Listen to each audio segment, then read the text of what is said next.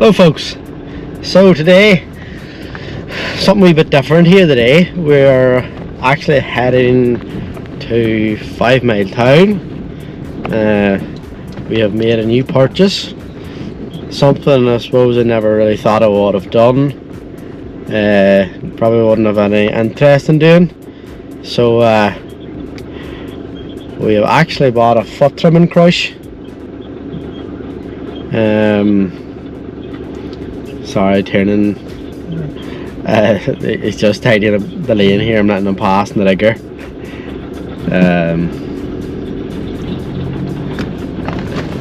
He's tidying up the side of the lane for me with the hedge cutters. Yeah, we've bought a foot trimming crush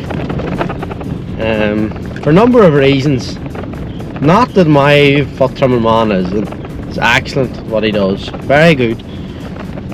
But he's hard to get because he's good. And what I have noticed is you always nearly have a cow that goes lame after he's here. It's just like voodoo. You nearly swear that it was going to happen, and it's probably 3 to 4 weeks before that man's in my area again. So what you do have, you have a very lame cow when he comes again, and once a cow gets a certain stage in lameness, it's very hard to get her back to where she's going to be back to herself again. Probably impossible to get her back to where she is, where she should be, like. So made the decision, and we bought one a second hand, but it's done up and all, it's tidied up well and stuff. So my thinking and my idea of it is to lift the foot and get a shoe on it, give it a rough going over. I suppose it'll be self-learning really. It'll be probably YouTube, to be honest. It'll be learning me, but get the weight off it, get the pressure off it, and then that will leave her right until my footman actually does come. Because those cows that get really bad, you start getting other problems and feeds until then, foul of the foot and all these other things, and once you get into that, it's now 9 times out of 10 you're until that cow won't be here next year type of thing. So they're too dear to replace. A foot crush is a fraction of the cost. So we've decided to go down this route now, and we're trying to improve all the time, like trying to improve cow comfort and cow welfare, and do the thing as best we can. So we're gonna maybe take a couple of shots as well off your boys. This is actually what he does alongside he milks cows as well. He actually buys in foot crushes of, say, dispersal sales and stuff in England, takes them over here and does them up, leaves them very, very good shape, like makes a great job of them, and then sells them on second hand, which is great because, like, you could be chatting £5,000–7,000 for a good crush new, and like for a lot of dairy farmers, maybe a big farmer that was intent on doing all his own feed, that would probably make sense. But for smaller dairy farmers like myself, that's just not feasible. So having that outlet of someone that actually does sell second-hand stuff, and that is at a budget that suits, you know, not going to pay me to buy something at £6,000 or £7,000, like, for maybe doing 10 or 12 feet in the year, like. So no, I thought it was very interesting. It's something you don't see every day, is somebody doing something like that. It's different. So we'll catch up with these when we're up at your boy's place, sure, and we'll chat to you. Sorry, I forgot to say, we've got the boss in the back as well. He's got to that age now where I can't leave the house or do anything around the farm. He has to be with me now, so that was lovely. But it's every time I come into the house, the wellies is on and Connor's ready for the road. So here he's with me today. So what else have we been doing since we were last on? Yesterday we got our lagoon mixed. What date's today? 11th is it of March. We're going to spread slurry, pipe slurry tomorrow, or Monday, sorry, around home. We've actually had a good week. Maybe 4 days there together, dry. The first time in I don't know how long. So ground has been drying up nicely. Still not travelable with tanker here, but pipe should work nice on it. So we're going to do that on Monday. Also then we have the sewing man. So it's a man with a quad saw. He's a GPS on the quad. He's been doing a local man beside me the last couple of years, and I thought it was a great job. Like, no damage at all, and it means you can get out that wee bit earlier. With fertilizer, we use urea based fertilizer here, so that works really well early on, and works well as well when the temperatures just aren't high. You get very little waste in it, and it tends to actually, as well, what we've noticed is stick well to the plant. It survives drier times and seems to do better in wetter times, thrives in wetter times actually. So we've been using that now, suppose 4 or 5 years. As well as that, because the units of nitrogen, like that stuff I'm using is 38, it works out better value compared to your standard 27 can. There's more, I suppose, there's more units of nitrogen per ton in it, so it leaves you can get away with spreading less fertilizer, which I suppose then adds up then into saving you money. Really, it is dear to buy. It's about £100 a ton dear than standard 27, but you have the more units of nitrogen in that, and you have also the added benefit of getting out earlier. So great product. We definitely won't be going back to standard fertilizer. I suppose going forward, that's the way it's going to go anyway. It's going to go down that more urea based. So it's definitely we wouldn't go back to standard fertilizer anyway. It has worked very well for us. So yeah, we've been doing that. So it's going to be just like every farm's going to be just clamping everything into a week or two now at this stage, because we're into the second week of March now and nothing really has been done. So it's going to be cram everything into the 1 week or two, and that's just going to be the way of it this year by the looks of things. Calving as well is going on. We've had 8 or 9 heifers there this week calved. Probably the same again, but probably a wee bit more spread out now from now on. I think there's only really maybe 4 or 5 to calve. Probably will calve this week. So cows as well, a few cows there as well to calve. So we'll really be, from now to the end of May, will be our calving really mostly done, barring a few stragglers. We are trying to spread it out a little bit, sort of go that from say September to March. Reason being, we do not have the facilities to accommodate 60 or 70 calves at one time. Sorry, my camera's just moving on me.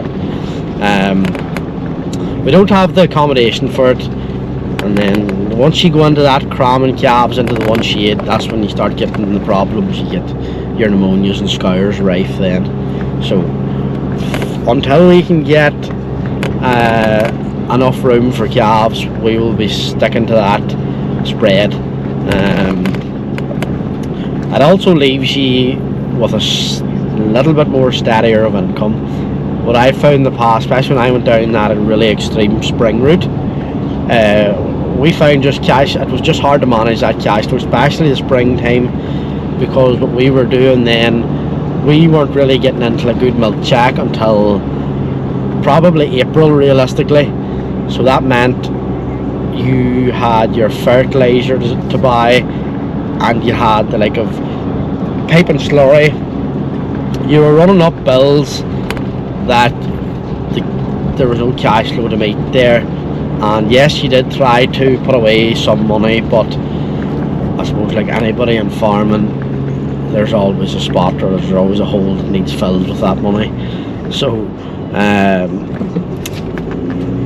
best of intentions, yes, but when it comes down to it, we usually just we used to take it out over the highest months in the year. So the most, whenever we had our most milk, which was usually May, June, July, we would have paid for a fertilizer them 3 months. But now, last couple of years, there's no more credit. You're just every 2-3 months now, straight away from us in your yard, you have to have it paid for. So you kind of need to be setting yourself up that you have a steady cash flow all the time, and with that system, spreading that out a little bit more, it'll leave you not as exposed to that. You're still fit to go on and do those things without putting pressure on yourself. So yeah, that's it for this week. We'll catch up with you sure when we're up at your boy.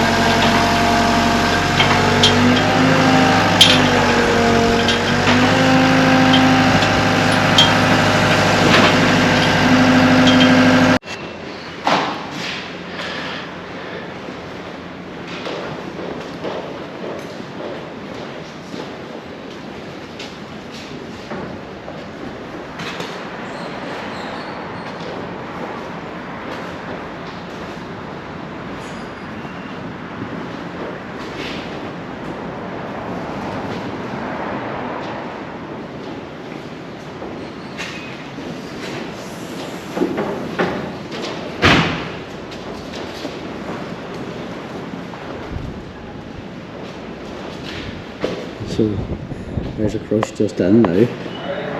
We'll start doing the work puller now. Get her looking something similar to the other crushes. He takes them in and does them up a bit, changes the ropes, and then we hooks, straps. We'll do the floor in them as well if need be. Just leaves them and good working condition again. Good. Right, so this is our new crush here. Second hand crush, I think 2007, which is in great shape. She is an AAE crush, all manual. So this here cranks the back leg up. You have your belly band, which is operated by this wheel. You can do front feet there as well. Very simple, good access points on her as well. You can get in at different angles at cows. Very, very simple wee crush. Very well made, but and light as well. I thought this gate was a great job. This is like a semi-automatic gate. So the way it works is, when I'm standing at the back of the crush, I just pull this lever, and as you can see, that operates the head gate. So that's simple wee crush. These two things here fold down as well, and they act as like a steadying frame. So if a cow puts her back leg out, it'll leave it steadier.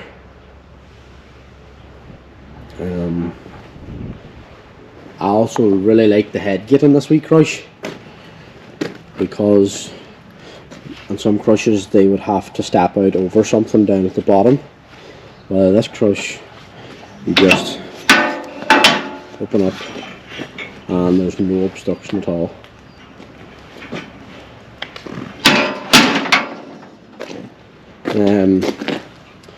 Well, I think this is going to be an excellent job here. It's going to leave me just been fit till lift those very sore cows up and not have them in pain until the footman comes. Big issue here always was just cows getting worse and worse and worse, and you're probably torching the footman to come for one cow, and then maybe drafting cows out that probably don't need anything done, just to have work for the foot trimming man when he comes. So this is going to alleviate any of them wee problems, hopefully result then in culling cows unnecessarily. Only one thing I would say about this crush, which I do think you could get, is there's no rump bar on her, but I think just going what I've seen up in Peter's with other crushes, you can get something that sits over this bar here and slides on and just clamps on. You can get rump bars there, so I'm going to inquire about that. If I had that, and also gates, drafting gates, but I see there is 2 holes, top and bottom there, so if I could gates and the rump bar, that would be a serious wee crush. Rubber floor as well. I know in the like of the baitmans you have steel floor, jacket plate, and then like bars that run across to stop them slipping, but you always get a certain amount of slippage there. So now rubber floor, cow comfort, light wee crush, should be a great job. Definitely will help welfare and save culling those cows unnecessarily, definitely. And as well as that, folks, Peter always has piles of the like of this crush here. Like that crush is agey, but she is in fantastic shape. It's not even the price of a cow, less than the price of the cow. He always has them in stock, so I'm going to leave a link to Peter where you can contact him to see if he has anything there. He always does have crushes coming in all the time. As I say, he takes them in, gives them anything they need. See the like of this rope here, new straps, ropes, tidies them up. If they need new floor, puts new floor in them. Any wee bearings or anything that needs in there, these cranks, puts them on, leaves them right, and he seems to sell a while lot. He seems to do very well for himself, so he's very good and honest as well. So if you're ever in the market for a second-hand crush, definitely give Peter a shout. Just as we were making that video as well, we had another wee heifer calf. This is just our calf house here, so we have wee individual pens. They stay in here for about first week, 10 days, and then they're moved on then into bigger pens then.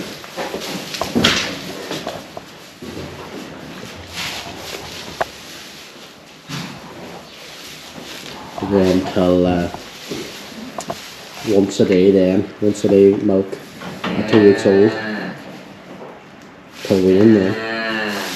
We find once a day works very well for us. Encourages them to eat more, and we find a lot less problems with pneumonia and scours going once a day. Don't know why, but we do find a lot less problems with calves on once a day feeding. That's just a wee bit of a better calf. So that's the new crush home anyway. Might pull a few cows out next week and get a bit of practice in. I think it will be a great job. It will definitely alleviate them cows leaving the herd unnecessarily just by not doing them quick enough. So we'll keep you posted and see how it's going for us, but till that, see you next one.